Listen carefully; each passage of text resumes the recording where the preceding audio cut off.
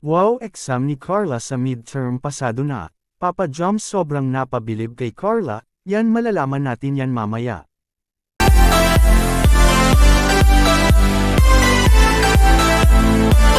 Isa na namang mapalang araw po sa inyong lahat mga kalingap, sana po ay lagi kayong nakatutok sa aking ginagawang reaction video.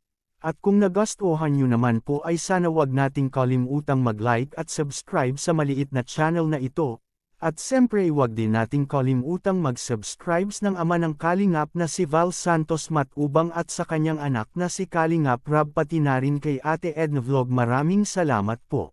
Midterm exam ni Carla mga Kalingap pasado na. Papa Joms napabilib na lang nito kay Carla. Totoo nga kaya ito?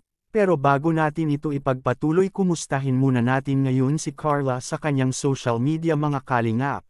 Na napapansin natin ngayon sa kanyang channel na lalong lumalakas ang kanyang views ngayon at siyempre pati na rin ang kanyang mga comment and like. Na umabot ito ng mahigit 6,000 like mga Kalingap at siyempre ganun din ang kanyang mga comments. At dahil doon ay marami ang nakapansin sa channel ni Baby Carla na malayo ang mararating nito pag ito'y ipagpapatuloy mga Kalingap.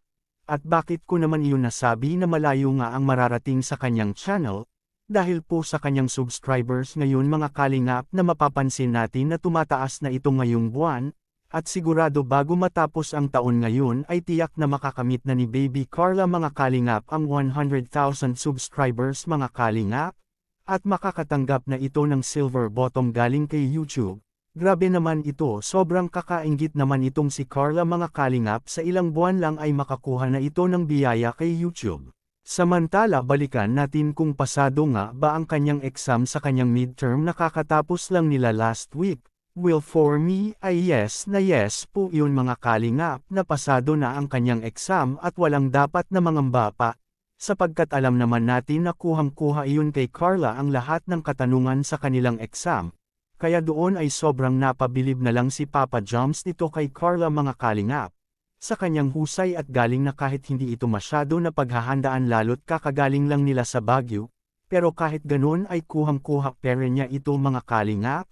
Kaya marami ang napabilib ngayon ni Carla, di lang si Papa Joms nito kundi pati na rin ang kanyang pamilya mga Kalingap na sobrang tuwa ang nadarama nito, para sa kanyang anak na nakapasa ito sa midterm exam. At ito pala patunay na totoong nakapasa ang ating Baby Carla. Makikita po natin sa video. Exam din po kami para sa midterm. And then, hoping po na pumasa naman po lahat ng exam ko. Kayo mga Kalingap, anong magandang komento nyo ngayon kay Carla na pumasa na ito? Please comment and God bless us all.